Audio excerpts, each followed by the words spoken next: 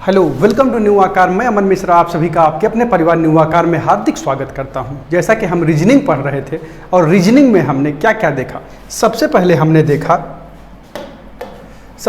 हमने क्लॉक देखा, फिर उसके बाद हमने देखा कैलेंडर, उसके बाद हमने देखा अल्फ़ाबेट टेस्ट, उसके बाद अब हम देखेंगे नंबर 4 पे क्या, कोडिंग डिकोडिंग।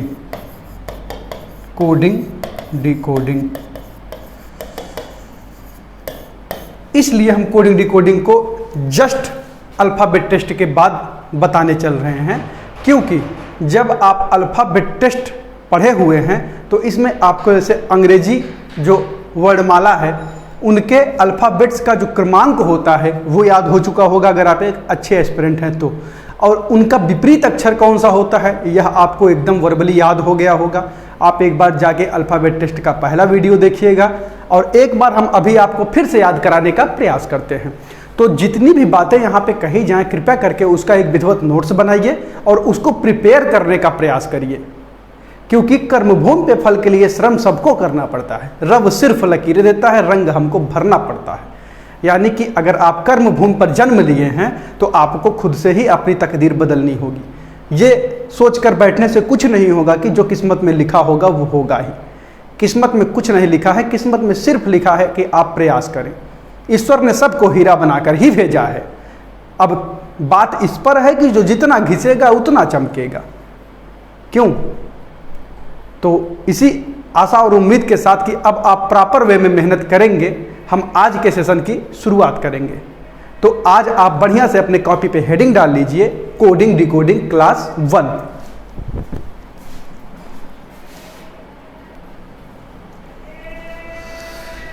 तो आपने लिख लिया होगा कोडिंग डिकोडिंग क्लास 1। तो आइए हम सेशन की शुरुआत करते हैं। तो कोडिंग डिकोडिंग जो हमारा चैप्टर है इसमें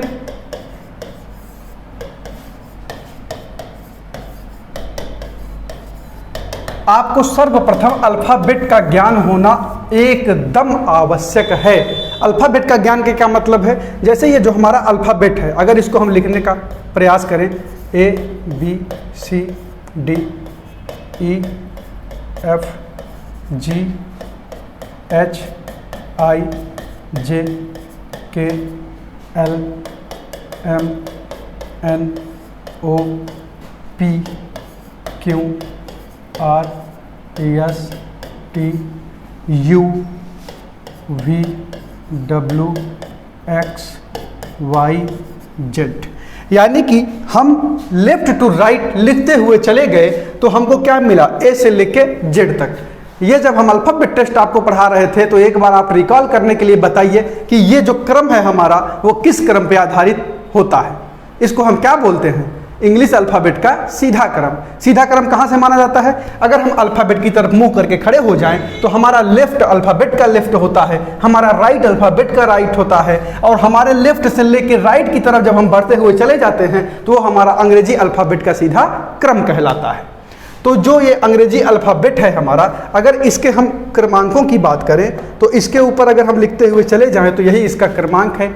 1 2 3 4 5 6 7 8 9 10 11 12 13 14 15 16 17 18 19 20 21 22 23 24 25 26। यानी कि अब आपको दिख रहा है कि जो अंग्रेजी अल्फ़ाबेट होता है वो टोटल कितने अल्फ़ाबेट हमारे पास होते हैं? 26 अल्फ़ाबेट हमारे पास होते हैं। और हमने उसमें आपको बताया था प्रथम 13 अल्फ़ाबेट का जो एक ग्रुप होता है उसको हम फर्स्ट हाफ यानी कि प्रथम अर्धांश कहते हैं, और बाद के 13 का जो ग्रुप होता है उसको हम सेकंड हाफ यानी कि द्वितीय अर्धांश कहते हैं। हालांकि उसकी जरूरत इसमें नहीं पड़ेगी, उसकी जरूरत अल्फ़ाबेट टेस्ट में पड़ती थी, क्योंकि उन पे आधारित प्रश्न पूछे जाते थे। और उन पे आधारित प्रश्न कैसे पूछे जाते थे कि प्रथम अर्धांश को विपरीत क्रम में लिख दिया जाए, द्वितीय अर्धांश को विपरीत क्रम में लिख दिया जाए। जब इस तरीके की बातें वो करता था तो उन प्रश्नों को हम कैसे हल करते थे ये हमने आपको अल्फ़ाबेट टेस्ट में बताया हुआ है। तो आपको ये जो क्रमांक हैं आगे से आप इसको परीक्षा में लिखेंगे थोड़ी कि 26 अक्षर लिख के उसके ऊपर लिख के तब आप देखेंगे क्रमांक कैसा है। आपको यच बोले तो 8 आपके दिमाग में स्ट्राइक हो जाना चाहिए, क्यू बोले तो 17, पी बोले तो 16, यानी कि ये सारी बातें आपको जो अल्फाबेट के क्रमांक होते हैं ये आपको एकदम दिमाग में वर्बली रटे होने चाहिए, ना केवल क्रमांक बल्कि आपसे विपरीत क्रमांक भी पूछे तो आपको एकदम याद होना चाहिए। जैसे आई बोल दिया कोई आपको तो आपको याद आ जाना चाहिए कि आई का विपरीत क्रमांक क्या होता है, आर। और इसका एक ट्रिक भी हम आपको अभी बताते हैं, अंग्रेजी अल्फाबेट में भी हमने आपको बताया था, यहाँ पर भी हम आपको बता देते हैं, और इसके बाद भी अगर आपको ना याद हो तो ये दुखद है। अब आपको एकदम से ये वर्बली याद हो जाना चाहिए। तो ये है हमारा अंग्रेजी वर्णमाला का सीधा क्रम, और इसको हम कहते हैं लेफ्ट हैंड, यानी कि ये इधर से इधर हमारा लेफ्ट हैंड कहलाता है, और अगर इधर से इधर देखें तो ये हमारा कहलाता है राइट हैंड, यानी कि ये राइट है और ये हमारा लेफ्ट है। और अंग्रेजी वर्णमाला का लेफ्ट से राइट जाना ही अंग्रेजी वर्णमाला का सीधा क्रम कहलाता है। और इनका जो एक क्रमांक लिखा हुआ है इसको इंडिविजुअली आप एकदम बढ़िया से याद कर लीजिएगा।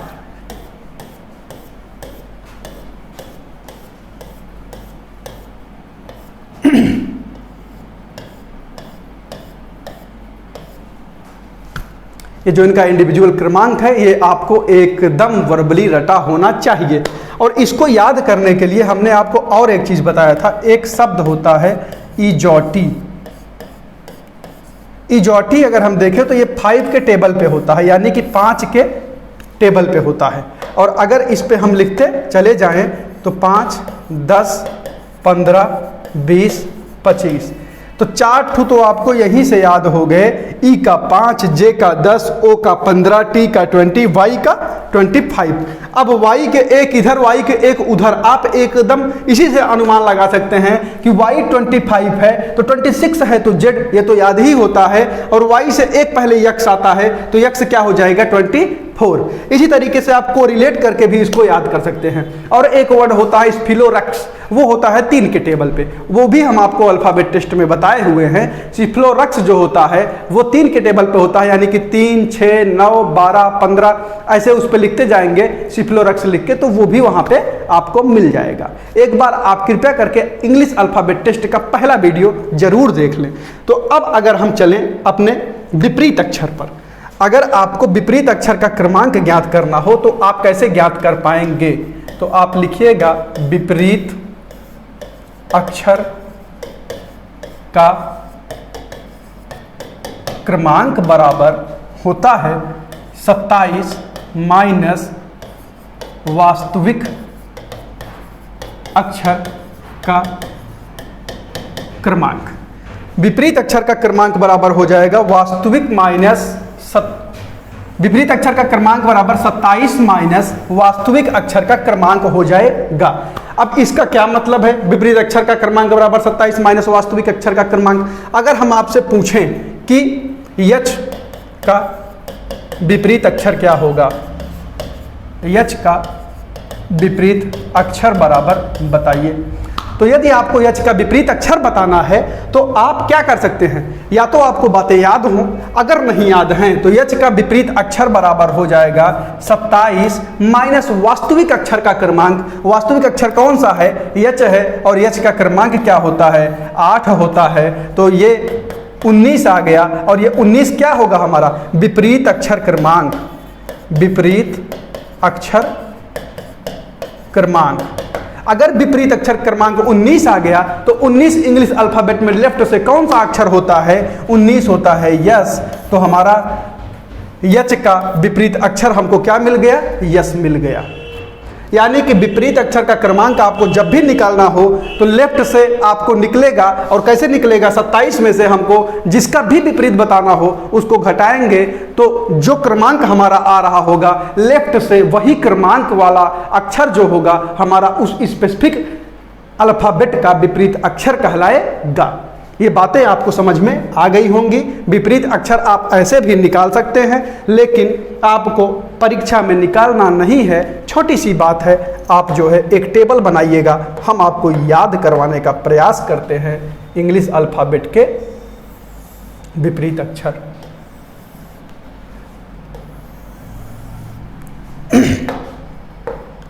यहाँ पे आप लिखिएगा अक्षर, यहाँ पे आप लिखिए याद रखने योग्य बात, और यहाँ पे आप लिखिए विपरीत अक्षर। यानी कि अगर अगले 5 मिनट तक आप अपने दिल दिमाग एकदम खोल के इस तरफ देखते हैं और लगातार हमारे साथ बने हुए रहते हैं, तो कुछ ही मिनटों में आपको अब विपरीत अक्षर हमेशा हमेशा के लिए याद होने वाला है। तो एकदम दिमाग खोल के टकटकी लगा के यहाँ पे देखते रहिएगा। तो चलिए हम शुरू करते हैं। विपरीत अक्षर हमको निकालना कितना होगा? जब टोटल 26 ही अक्षर हैं तो 13 के विपरीत ही तो 13 होंगे। हमको जानना कितना होगा? 13 अल्फ़ाबेट अगर हम जान लें तो 13 अल्फ़ाबेट के अपोजिट में 13, 26 टोटल हो जाएंगे। यानी कि हमको जानना है केवल 13 अक्षर। 13 अक्षर का विपरीत अक्षर ज्ञात करना कितना आसान है। यानी कि 13 तो आपको एकदम अभी याद होने वाला है। देखिए कैसे याद होता है। तो आप यहाँ पे लिखिए, ए से शुरू करते हैं। अगर ए देखें तो किन्हीं भी दो जो अक्षर होते हैं और विपरीत अक्षर होते हैं, उनका जब आप योग करेंगे तो हमेशा आपको 27 प्राप्त हो रहा होगा। अगर ये ए है, ए में अगर हम 26 जोड़ दें तो 27 प्राप्त हो जाएगा। या हम 27 में से ए के क्रमांक को घटाएं तो हमको विपरीत अक्षर मिल जाएगा। अगर 27 में से ए का क्रमांक 1 घटाएं 26, यानी कि जेड हमारा क्या हो गया? ए का विपरीत अक्षर हो गया। और अगर अब हम देखें तो ए का 1 होता है, जेड का 26 होता है, दोनों को आपस में अगर हम जोड़ दें तो 27 प्राप्त होगा। यानी कि यह बात सत्य है कि ए का अपोजिट अक्षर कौन सा होता है? जेड होता है। इसके लिए आप एक ट्रिक याद कर सकते हैं, एजेड। एजेड से आप याद रख सकते हैं कि ए का अपोजिट अक्षर कौन सा होता है? जेड होता है। अब बी का अपोजिट अक्षर होता है वाई। इसको आप कैसे याद कर सकते हैं? इसको आप याद रख सकते हैं बॉय से। बी का अपोजिट अक्षर क्या हो गया? वाई। अब सी को आप याद रख सकते हैं कैट, बिल्ली। और बिल्ली क्या करती है? रास्ता काट देती है। बिल्ली रास्ता काटने से आप याद कर सकते हैं यक्स। अगर इससे भी ना याद हुआ तो आप सी से आप समझ लीजिए 6, और ये यक्स क्या हो जाएगा? हमारा सी का अपोजिट लेटर हो जाएगा। A B C D E F G H I J K L M, यानी कि हमको एम तक देखना है। अगर अब हम डी का देखें तो डी का आप याद रख सकते हैं ड्यू से। ड्यू से आपका डी का हो जाएगा डब्ल्यू। और उसके बाद अगर ई का देखें हम, ई के लिए हमने आपको बहुत सुंदर सा एक वर्ड बताया था जो आपको एकदम याद होगा, लव। लव मतलब प्यार। प्यार हर रिश्तों के बीच में होता है। सद्भावनापूर्ण संबंध को ही प्यार कहा जाता है। और प्यार जो होता है वो भाई बहन के बीच में होता है, माता और पुत्र के बीच में होता है। हर रिश्ते में प्यार होता है, बिना प्यार के कोई रिश्ता अवेलेबल नहीं है। यानी कि प्यार को गलत वे में ना लें। प्यार आप अपनी सिस्टर से भी करते हैं, प्यार अपनी आप माता से भी करते हैं, पिता से भी करते हैं। बिना प्यार के कोई भी रिश्ता यहाँ धरती पर टिक नहीं सकता। तो जो लव होता है, लव में एल जो है ओ, तो यल का हो जाता है ओ, और वी का हो जाता है ई, या ई का वी, ओ का यल, या का यल का ओ, वी का ई। तो यहाँ पे हमको बताना किसका है? ई का। तो ई का क्या हो जाएगा? वी। उसके बाद आ गया एफ। एफ को आप याद कर सकते हैं उफ से। उफ से उ में क्या आया? यू। तो एफ का क्या हो जाएगा? यू। अगर उसके बाद आप जी का देखें तो जी को आप याद रख सकते हैं जीटी रोड से। जीटी रोड से जो जी का होगा वो क्या हो जाएगा? टी। इसको आप एकदम ऐसे ही कॉपी पे बना लीजिएगा। और एच को आप याद कर सकते हैं, इस समय बोर्ड के एग्जाम चल रहे हैं, हाई स्कूल। तो एच का आप याद कर सकते हैं हाई स्कूल से। हाई स्कूल से इसका हो जाएगा यस। और आई से आप इसको याद कर सकते हैं, आई का इंडियन रेलवे से। Indian railway. इंडियन रेलवे से अगर आप इसको याद करेंगे तो इसका हो जाएगा आर। आर किसका होगा? आई का होगा। अगर आप जे का देखें, जे का आप याद कर सकते हैं जोकर क्वीन से। अगर जोकर क्वीन से हम जे का याद करें तो क्या हो जाएगा? जे का हो जाएगा क्यों। अगर अब के का देखें तो एक प्रसिद्ध पान मसाला केपी होता है। तो केपी से आप यानी कि कमला पसंद से आप याद कर सकते हैं के का हो जाएगा पी। और कमला पसंद से याद आया, पान मसाला खाना स्वास्थ्य के लिए हानिकारक होता है, इसका सेवन ना करें। तो उसके बाद आया एल, और एल का हमने आपको बताया था कि आप लव से याद कर सकते हैं। तो लव से वी का ई हो गया, यल का ओ हो गया, तो आपको यल का अपोजिट लेटर क्या मिल जाएगा? ओ मिल जाएगा यहाँ से। अगर यम का देखें तो यम का आप याद कर सकते हैं मैन से, और मैन से क्या हो जाएगा? यन, यम का हो जाएगा यन। इस प्रकार हम इस 13 के अपोजिट 13 लेटर्स देख चुके हैं। आप इसका एक स्क्रीनशॉट लीजिए या आप इसको ऐसे ही अपनी कॉपी में उतार लीजिए।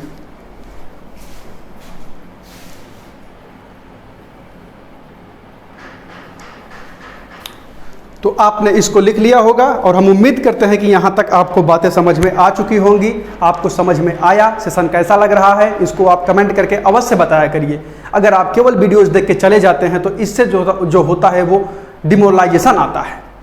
ठीक है, तो आप इसको सेशन कैसा लगा, कैसा नहीं लगा, आप क्या करेंगे? कमेंट करके अवश्य बताएंगे। तो अब हम आगे चलते हैं।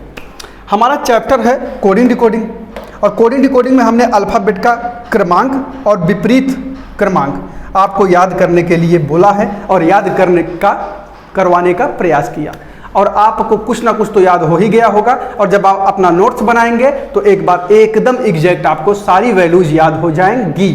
एक बार आप अल्फ़ाबेट टेस्ट का पहला वीडियो देखिएगा, उसके बाद इसको भी देखिएगा। जब दोनों वीडियो आप देख लेंगे तो बिना नोट्स बनाए भी आपको इंग्लिश अल्फ़ाबेट के क्रमांक एकदम वर्बली याद हो जाएंगे। अगर अब हम कोडिंग डिकोडिंग की बात करें, कोडिंग डिकोडिंग, तो कोडिंग डिकोडिंग में हमको क्या क्या पढ़ना है? कोडिंग डिकोडिंग में हम आपको 3 तरह के क्वेश्चन करवाएंगे, और इन्हीं 3 तरह के क्वेश्चंस पे आपके सारे कोडिंग डिकोडिंग के क्वेश्चंस हो जाएंगे। जैसा कि हमने आपको 3 चैप्टर पढ़ाया है, और उनके वीडियोस देखने के बाद हमारा दावा है कि मार्केट में अवेलेबल कोई सी भी बुक के कोई से भी प्रश्न आपसे अब फंस नहीं रहे होंगे, यानी कि आप उसको एकदम without using any pen and copy कर पा रहे होंगे। तो इसमें हमको पढ़ना है, सबसे पहले हम पढ़ेंगे लेटर बेस्ड कोडिंग डिकोडिंग, यानी कि लेटर्स पर आधारित कोडिंग डिकोडिंग को कहा जाता है लेटर बेस्ड कोडिंग डिकोडिंग। तो सबसे पहले हम पढ़ेंगे लेटर बेस्ड कोडिंग डिकोडिंग, उसके बाद हम पढ़ेंगे नंबर बेस्ड कोडिंग डिकोडिंग, उसके बाद हम पढ़ेंगे मिक्स्ड कोडिंग डिकोडिंग, यानी कि सबसे पहले हमारा जो टाइप होगा वो फर्स्ट टाइप होगा लेटर बेस्ड कोडिंग डिकोडिंग। उसके बाद हम पढ़ेंगे नंबर बेस्ड कोडिंग डिकोडिंग, उसके बाद हम पढ़ेंगे मिक्स्ड कोडिंग डिकोडिंग। और ये जब सारे टाइप्स हम खत्म कर रहे होंगे तो मार्केट में अवेलेबल कोई ऐसी बुक नहीं होगी जिनके प्रश्न आप वर्बली ना कर पा रहे होंगे। तो कोडिंग डिकोडिंग हेडिंग डाल के आप बढ़िया से फर्स्ट टाइप में लिखिए लेटर बेस्ड कोडिंग डिकोडिंग, उसके बाद लिखिए नंबर बेस्ड कोडिंग डिकोडिंग, उसके बाद लिखिए मिक्स्ड कोडिंग डिकोडिंग। तो चलिए लिखने का शुरुआत करिए, लिखिए इसको, तब तक हम हटते हैं, थोड़ा सा स्क्रीनशॉट ले लीजिए या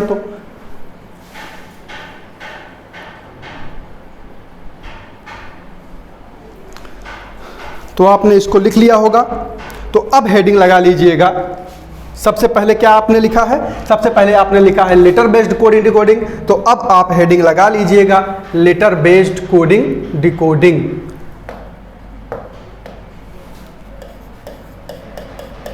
लेटर बेस्ड कोडिंग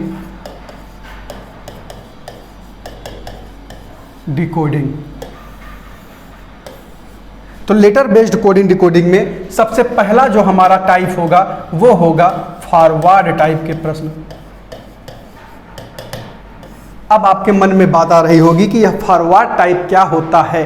तो फॉरवर्ड टाइप क्या होता है, कैसे होता है, इन पे प्रश्न कैसे पूछे जाते हैं, ये सारे डाउट आपका हम अभी क्लियर कर देंगे। और ऐसे ही 1 2 3 4 5 6 टाइप करते हुए हम आपको पढ़ाएंगे। और जब सारे टाइप्स हो जाएंगे तो लेटर बेस्ड कोडिंग डिकोडिंग समाप्त हो जाएगा और हम नंबर बेस्ड कोडिंग डिकोडिंग में प्रवेश करेंगे। उसके बाद जब नंबर बेस्ड कोडिंग डिकोडिंग समाप्त होगा तो हम चलेंगे अपने मिक्स्ड कोडिंग डिकोडिंग पे, और जब सारा कुछ खत्म हो रहा होगा तो पूरा कोडिंग डिकोडिंग चैप्टर आपके लिए वर्बली सॉल्व होने लगेगा। इसी आशा और उम्मीद के साथ हम पारी की शुरुआत करते हैं। तो यहाँ पे लिखा गया है फॉरवर्ड। तो फॉरवर्ड मतलब क्या होता है, अगर यहाँ पे आपको 5 अल्फ़ाबेट दे दिए जाएं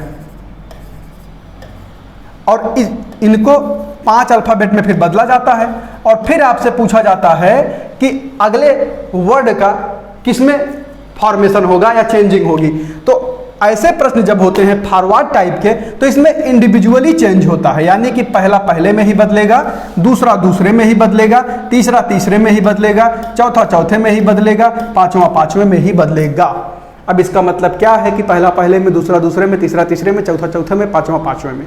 तो इसका मतलब हम आपको बताते हैं, और जो पैटर्न होगा यहाँ पे बदलने का वो पैटर्न होगा +1 +2 +3 या -1 -2 -3।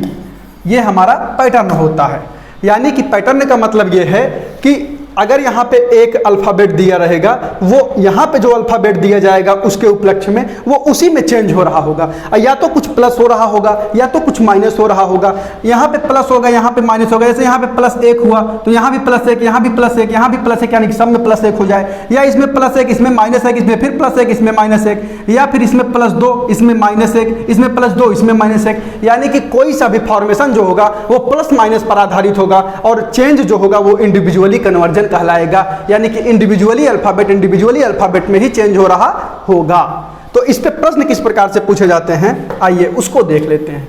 तो जो क्वेश्चन इस पे बनेगा फॉरवर्ड टाइप पे, वो किस प्रकार का प्रश्न होगा। अगर क्वेश्चन देखें हम तो यहाँ पे जैसे आपको दे दिया जाए कि माइंड को कोड कर दिया जाता है NJOE में, तो आपको बताना है कि लायन का कोड क्या होगा। यानी कि माइंड को कन्वर्ट कर दिया है NJOE में, तो लायन का कोड आपको बताना है। यही है हमारा फॉरवर्ड टाइप का क्वेश्चन। और ये फॉरवर्ड टाइप का क्वेश्चन है, इसको हम कैसे जान पाएंगे। इसको जानने के लिए आपको देखना होगा, पहले इसका क्रमांक हम लिख लेते हैं। कोडिंग डिकोडिंग में जितने भी प्रश्न हैं उनको हल करने से पहले आप उनके क्रमांक लिखिए। एग्जाम में जैसे आपका अब ऑनलाइन एग्जाम होता है तो उसमें जब आपको अपने स्क्रीन के सामने क्वेश्चंस दिखे तो आप जब अपने सॉल्यूशन वाले जो पेज मिलते हैं उनमें उनको ना लिख के उनके क्रमांक को लिखिए। यम कह रहा है तो आप 13 लिखिए, यन कह रहा है तो आप 14 लिखिए। यानी कि आप उनके क्रमांकों से ही उनको ज़्यादा अच्छे से पकड़ पाएंगे। आपका जो दिमाग का अप्रोच है वो नंबर्स पे ज़्यादा कंट्रोल रखेगा बजाय अल्फ़ाबेट के। तो इसके क्रमांक को अगर हम लिख लें तो यम का हो जाएगा 13, आई का हो जाएगा 9, एन का हो जाएगा 14, डी का हो जाएगा 4 और एन का हो जाएगा 14, जे का हो जाएगा 10 और ओ का हो जाएगा 15 और ई का हो जाएगा 5। अब आप समझ पा रहे होंगे कि इसको हम फॉरवर्ड टाइप क्यों कह रहे हैं, क्योंकि ये 13 से 14 हुआ और ये 9 से 10 हो रहा है, ये 14 से 15 हो रहा है और ये 4 से 5 हो रहा है। तो यन में बदला, आई जे में बदला और एन ओ में बदला, डी ई में बदला। यानी कि इंडिविजुअली कन्वर्ट हो रहा है कि नहीं। इसमें एम जो है वो यम जो है वो पहला लेटर में ही कन्वर्ट हो रहा है। यानी कि पहला अल्फ़ाबेट पहले अल्फ़ाबेट में, दूसरा दूसरे में, तीसरा तीसरे में, चौथा चौथे में। और यहाँ पे हमने आपको बताया है जब भी ऐसा होगा इसमें पहला पहले में, दूसरा दूसरे में, तीसरा तीसरे में, चौथा चौथे में, पांचवा पांचवें में। यानी कि ये मतलब नहीं है कि 4 है, 5 है, 6 है। इसमें कहने का मतलब ये है कि जो स्पेसिफिक अल्फ़ाबेट्स दिए जाएंगे उनके लिए जो चेंजिंग रहेगा वो क्रमांक में होगा। यानी कि पहले अल्फ़ाबेट के लिए जो चेंज हो रहा होगा वो पहले अल्फ़ाबेट में ही, दूसरे के लिए दूसरे में ही। ऐसे टाइप के प्रश्न आपका फॉरवर्ड टाइप के प्रश्न कहलाते हैं। और पैटर्न तो हमने आपको बताया है कि प्लस माइनस या प्लस प्लस का पैटर्न जो भी होगा वो होगा। तो पैटर्न तो हमको मिल गया यहाँ पे +1 +1 +1 +1। और ये फॉरवर्ड टाइप का क्वेश्चन है क्योंकि इंडिविजुअली चेंज हो रहा है, तो इसमें भी हम कर देंगे +1 +1 +1 +1। और इनका अगर हम कोड लिख लें यानी कि क्रमांक लिख लें तो 12 9 15 और 14। और अगर हम इसमें एक एक जोड़ देते हो जाएगा 13 10 16 15। और अगर अब इनका अल्फ़ाबेट लिख लें, एकदम जबान पे आपको इंग्लिश अल्फ़ाबेट के क्रमांक याद होने चाहिए। और इनके अल्फ़ाबेट्स को अगर हम लिखें तो ये हो जाएगा यम और जे हो जाएगा 10, 16 हो जाएगा पी और ओ हो जाएगा 15 का। तो हमारा उत्तर क्या आ जाएगा? MJPO। तो हमारा इस प्रश्न का उत्तर आ चुका है MJPO। और हम उम्मीद करते हैं कि यह बात आपके समझ में आ चुकी होगी कि फॉरवर्ड पैटर्न पे प्रश्न किस प्रकार का आपका आएगा। प्रश्न था कि माइंड को लिख दिया जाता है NJOE में, तो लायन का कोड क्या होगा? हमने माइंड को देखा कोड लिख के, तो +1 +1 +1 और इंडिविजुअली चेंज हो रहा था, यानी कि पहला पहले में ही, दूसरा दूसरे में ही, तीसरा तीसरे में ही, चौथा चौथे में ही। तो ये फॉरवर्ड टाइप का क्वेश्चन होगा। और उसके बाद लाइन में भी हमने वही कर दिया, L हो गया M, I हो गया J, O हो गया P, N हो गया O, यानी कि इस प्रश्न का उत्तर जो हमारा आ गया वो MJPO आ गया। हम एक बार हटते हैं, आप इसका स्क्रीनशॉट ले लीजिए।